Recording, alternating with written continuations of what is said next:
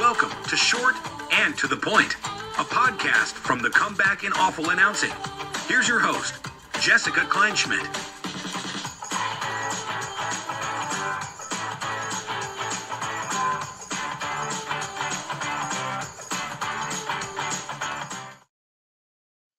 Hi, everyone. Welcome back to another edition of Short and to the Point here on Awful Announcing and the Comeback. Jessica Kleinschmidt, welcoming you as always. We had a really fun episode today. It was something new we were trying out, not just because we were welcoming back WWE, because CM Punk has returned to WWE, and it was very exciting. He made his return in Chicago, but this particular episode has a few guests. We had Chris Novak, Ben Axelrod, and Robert O'Neill, three of my colleagues over there at Awful Announcing and the Comeback. They're very much on the CM Punk beat and the WWE beat, so I wanted to pick their brains about not only the return of CM Punk, but what it could mean for heading into maybe possibly Royal Rumble over the next 9 weeks. So I picked their brains about that. So without further ado, here is my chat with the guys. Welcome back to Short and to the Point here on the Comeback in Awful Announcing. Jessica Kleinschmidt here as always. As you can see, there's a lot of people here today. We have a very special edition of the show, and not just because we're revisiting WWE. We did have Raquel Rodriguez on earlier on in the season or the year. I say season because but CM Punk returned to WWE. The reactions were insane that he did it in Chicago, definitely his home hub.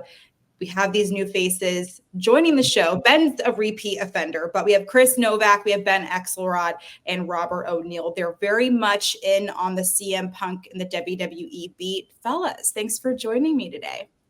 Absolutely. Thanks for having us. Yeah, thanks for having us. So, Chris, I wanted to start with you. You've been very much on the CM Punk beat in his return. Tell me about the return and what it means and the reaction to it. Yeah, so it's obviously a huge deal. Punk had left the company in January of 2014 under some pretty shady and nefarious circumstances, none of which had to do with him. More so had to do with how they were treating him, how he felt he was being treated, in certain aspects of it. So he had disappeared. They ended up firing him on his wedding day in June. So there was the famous podcast that came out in November where he pretty much tore everything to shreds, went scorched earth.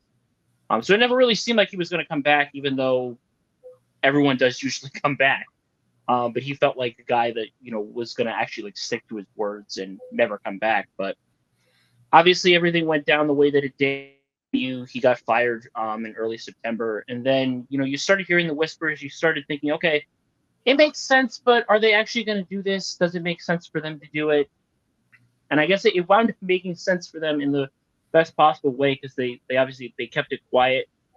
They had it at the end of the show, which, I theorized was going to happen if he was going to show up at the show because there wasn't really an avenue for him to show up in War Games or in an angle or anything like that. So he would have had to have done that to confront everyone at the end. And obviously, everyone went crazy, and it was one of those situations where it's the reaction definitely met the moment. And, you say you theorize it, but Robert, I feel like that wasn't the case with a lot of people. Robert, was it a situation where it was like, it was almost too obvious that this could occur, or were you just as surprised?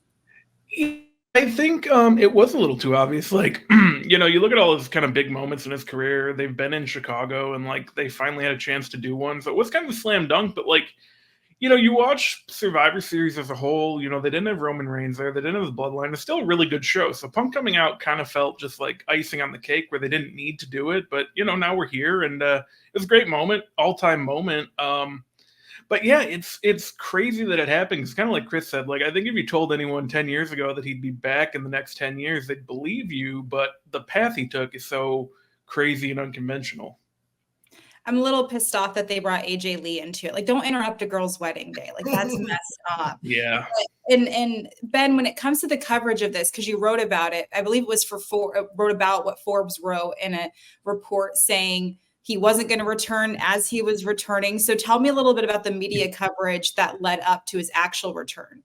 Yeah. So as far as the Forbes thing, that was pretty interesting. Minutes after Punk returns, Forbes sports account publishes this story saying CM Punk didn't return. So I don't know if it was a case of them having a scheduled article or prematurely publishing an article or what happened, but obviously that article was inaccurate the moment it published.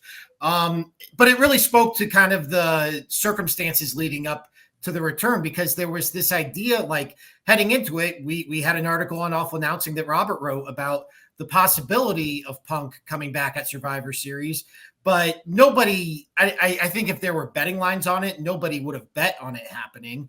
But it really, the media coverage as a whole, I thought the most interesting aspect was it blurred the lines between reality and fiction, which is like the best kind of pro wrestling story, because so much of Punk's relationship with WWE is real and is rooted in reality.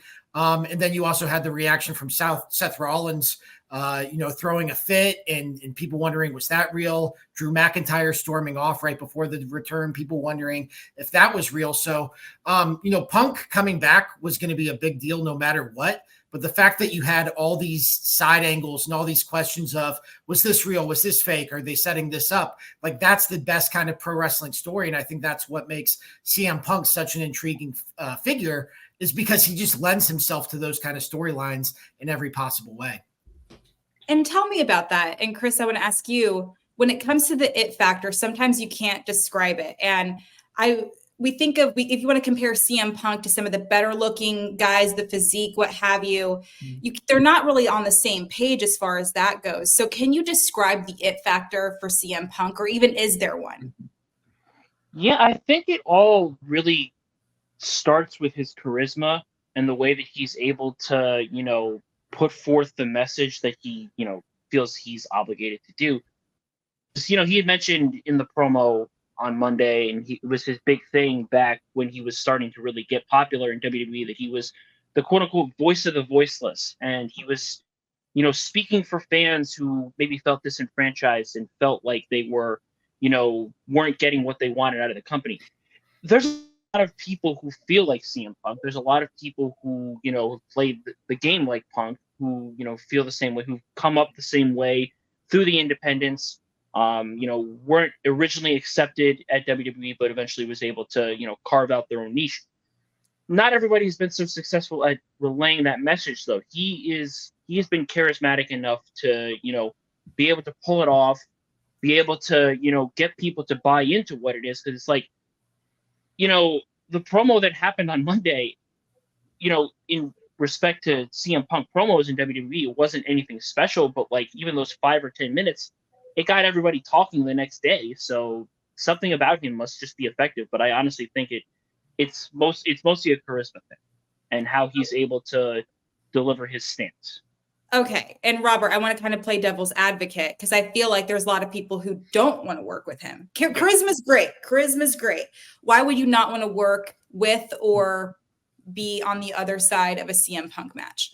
Well, I think it's interesting. He, on that podcast that Chris talked about 10 years ago, said a lot of stuff, some stuff about Roman Reigns, some stuff about Seth Rollins. In interviews the past 10 years, he hasn't really been kind to WWE. And then not even getting into some of the backstage stuff he did at AEW when, there were fights and such and disagreements. And I mean, I think he's got to really prove to the locker room that, he's changed and different and willing to, do business and work with them. And it seems like that's what he's trying to. I mean, it's only been a few days, but it seems like so far, that's what he's trying to do. And, but I can definitely see why some people are hesitant to do it. But I've always kind of felt like, if it's something that can make money, make the fans happy, be a big thing, you should really do all you can to make it happen.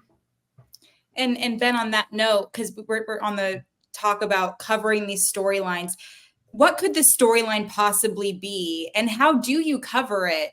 Because you mentioned fact versus fiction. We know how a lot of the storylines need to play out. That has to be difficult, not only to cover something in wrestling where you have to think about the narrative. They are real people. It's a very thin line. But what could be coming up for this storyline? Yeah, that's going to be really, really interesting, especially because so much of Punk's persona is rooted in being anti-WWE. Mhm. And now this storyline is he's coming home to WWE and he's calling WWE. He's literally calling it his home. So it's going to be really interesting to see, because I think he's going to have some sort of shift. He can't necessarily be the anti-authority figure. He's more aligned with the authority, quote unquote, than he's ever been. Obviously, as far as matches go, like this is speaking to Chris's point about the it factor. There is just like a handful of endless dream matches he could have. Yeah.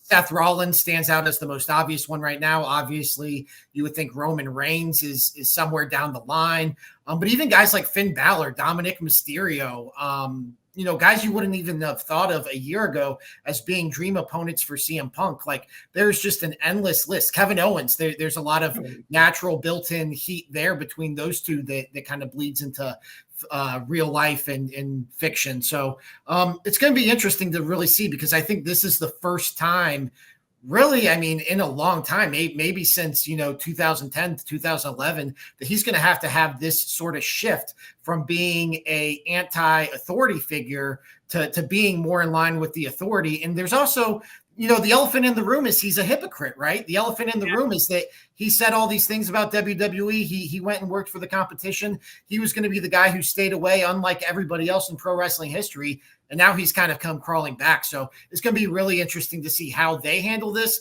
and how he personally handles this. And Chris, this thing really got to me because, Ben mentioned the hypocrisy, which we kind of knew that was going to happen. You come in, you want controversy that's going to make a great match, a great storyline, a great viewing. But for Triple H, like, he breathes WWE. So the reports came out saying that he was keeping this close to the chest, which naturally you understand that just from confidential factors. But what does that say to him, who is possibly keeping this close to the chest, knowing he is very proud of the WWE background, but you bring somebody back? Is it an entertaining factor? Do you think he just threw all the emotions out? What are your thoughts there? It's interesting also there in that aspect, because Triple H and Punk, they haven't had the smoothest of relationships over the years. When Punk first showed up in WWE in 2006, they had put him in a Survivor Series match. Fittingly enough, of course, his first WWE pay-per-view was Survivor Series, or one of his first big ones. And he was on a team with D-Generation X, which had Triple H and Shawn Michaels and the Hardy Boys. And he was the one who was actually getting all the reactions from the Philadelphia crowd. And that was still really, really early into his run. And he was with Triple H in the ring. So that made it funnier. Then a couple of years later, he was involved with his rise with the Summer of Punk. And then he was supposed to face him at WrestleMania before he walked out. So as Triple H pointed out, it was a cold day in hell. And Punk had said the same thing. So it's crazy. I do think that, there was a lot of emotions just put away, and that they felt that they needed to do business. And sometimes you do have to do that. You do have to put things aside. I imagine that they were able to just, sit in a room, talk or discuss things on the phone or whatever. And they discuss things and they got it done. I mean, at the end of the day, business is business, and they handle things like adults. And that's where they are right now. And I think that part of what Triple H understands is, even if, there was animosity between that, the benefit is the reaction that they got and the response that they got on social media, all the views that they got, all the positive response and the reception that they've got. So you put things aside for the greater good in that aspect, and it's worked out in spades for them so far. I think what's interesting about that is this probably doesn't happen under Vince McMahon, right? Oh, no. This is something where the fans obviously wanted it. I mean, there were CM Punk chants throughout Survivor Series, and Vince McMahon's MO has kind of always been to go the other way, to not give fans what they want. And Triple H embraces what the fans want. And I think he even said something about that in his post-show press conference. So I think that this was really kind of the first time, we've seen Triple H put his stamp on the product dating back to last year when Vince McMahon first resigned. But I think this was like the signature Triple H is here. This is Triple H's product move, as opposed to, turning the other way and kind of thumbing your nose at the fans. And tell me about that, Chris. Why would, with the whole Vince McMahon situation, because we know his relationship and how he kind of got the start and put WWE on the map. Why would he turn away from the fans? So there's a long dated history with Punk and Vince. There was some adversarialness in the past. And I guess the way that Punk left and the way that things went, Vince just kind of held a grudge over it for a while, for a lot longer than a lot of his other previous grudges, really. And I guess that, he didn't take kindly to the fact that people would go to the shows, they would chant Punk's name, they would, distract from the shows. And I do think that there's an argument that those kinds of things, they weren't really needed. Sometimes they were obnoxious. Sometimes they were obviously just trolling and not like just expressing their displeasure that this guy who hasn't been here in a few years isn't there anymore. Mm-hmm. But that's probably why. I mean, Vince was pretty much anti anything with Punk after a while. And, you got the sense after a couple of years that it just wasn't happening. It was going to get iced out, which led to, more thoughts of, oh, this is never going to happen. But then it did. And let's go back to the actual return, the fact that it was in Chicago. It feels like that was definitely a highlight there. So, Ben, what was so imperative about that? Not just the relationship that Punk has with those fans, but it feels like a lot of wrestlers love performing there as well. Yeah, it's really one of the most historic wrestling cities. I mean, just a large group of hardcore fans live there. It's, kind of the Midwest hub. So you have a lot of people from other cities and states in the area who are able to make it there for the shows. It's a great arena just as far as like the acoustics go. You always hear wrestlers talk about the acoustics, and it's just like one of those hardcore crowds. I think Chicago and Philly and New York, like those are kind of the big three as far as those intense crowds that you're going to get. I think the other thing that made this return, though, just speaking about the return in and of itself so impactful, is the way they teased it out. I mean, they had this show-long, really a week-long storyline about will Randy Orton come, will Randy Orton not? And the more they played that out, I think there were fans thinking, well, if Randy Orton's not there, then maybe it will be CM Punk. And then Randy Orton does show up and gets this huge reaction. And so, you're sending the crowd home happy, and everybody's thinking like, this is a good show. This is a feel-good show. This has been a solid show, but it is lacking kind of that it factor, that, thing we're going to be talking about tomorrow. And then all of a sudden Cult of Personality hits and everybody jumps out of their seats. And it's one of those, oh my God, I can't believe this is actually happening moments. So they just, they threaded the needle perfectly. It was really reminiscent of when AEW debuted Adam Cole and Bryan Danielson in the same night, where you're expecting one thing, you think you might get another, and you wind up getting both of them. It was really, really well done. Well, I'm glad that that's the case. And Robert, obviously we know that CM Punk attempted MMA. Talk a little bit about that journey for him. And is that transition even something that I don't know the word. It's got to be a difficult transition, but what was his overall viewing when he tried out MMA? Yeah, it didn't go great. He went 0-2 in UFC fights, and he wasn't really fighting, top guys. He was just kind of on the lower end of the card. And it's something he wanted to try, and he did it.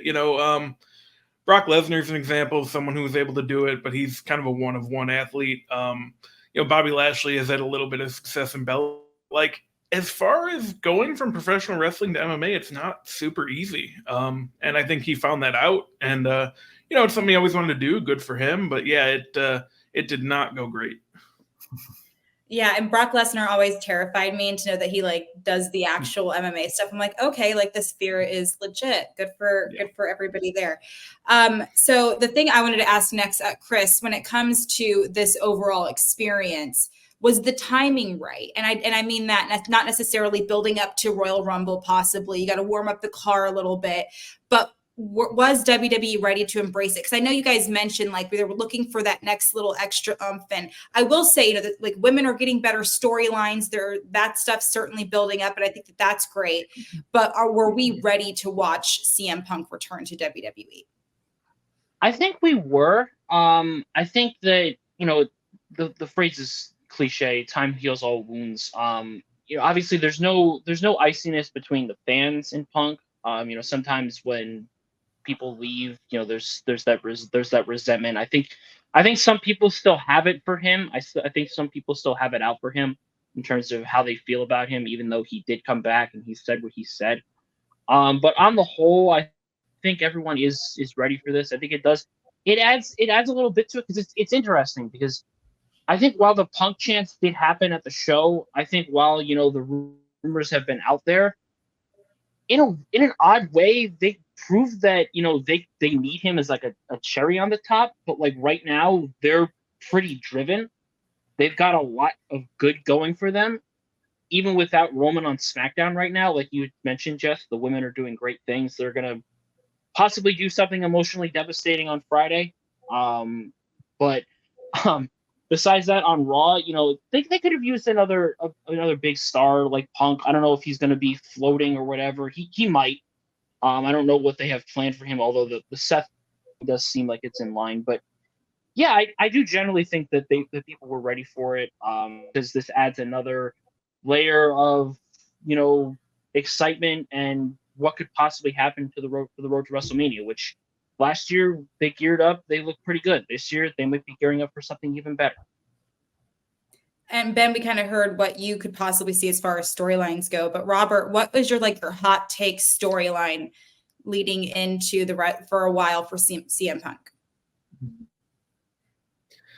Yeah, it's interesting because they're going to do the Rollins thing. I think he'll face Roman at some point, but the really interesting part is, both him and Stone Cold Steve Austin have wanted to wrestle each other for a long time, and now it's possible again. It seemed like Austin was retired for a while, and then he came back a couple of years ago against Kevin Owens, and that's such a big match, and just the promos those two could do. So that's through WrestleMania. I don't know what they do with him from there. Kind of like Chris said, I don't know if he's going to necessarily be like a week-to-week thing, or if he's just going to kind of show up sporadically too. But the possibilities are there, and there's so much that you could get. Even if he's only here for 2 years, 3 years, there's so much you could do. Kevin Owens, I know Ben mentioned earlier, that's one that has a meat on the bone there. So yeah, it's going to be fascinating. Yeah, I'm looking forward to it. And, I guess it comes as advertised. I loved Michael Cole's response, and I feel like we definitely weren't let down as far as that goes. And I'm happy to know that you guys are happy with the return. So that's all that ultimately matters. As long as you guys are happy, your girl's happy. Thank you guys so much for stopping by. I appreciate it. Absolutely. Thank you. Yeah. Okay, that was my chat with Ben Axelrod, Robert O'Neill, and Chris Novak. Like I said, very much on the CM Punk and WWE beat. I like these conversations because not only do they kind of have the ins and outs of what's going on, but I can tell they really love talking about the subject, and I love to be informed about everything that's going on. Who knows what's going to happen with this CM Punk return, but it's nice to know that those guys appreciated not only the return, but the way that CM Punk did it. Hypocrisy will rule, and they always come back in every aspect of the term. So thanks so much for tuning in to Short and to the Point here on the Comeback and Awful Announce. You can tune into those websites as well to read up on all the latest of WWE and everything else. Thanks to Philip for always putting up with my BS, and we'll see you next time. Want even more short and to the point? Follow Jessica at Kleinschmidt JD and head over to thecomeback.com and awfulannouncing.com.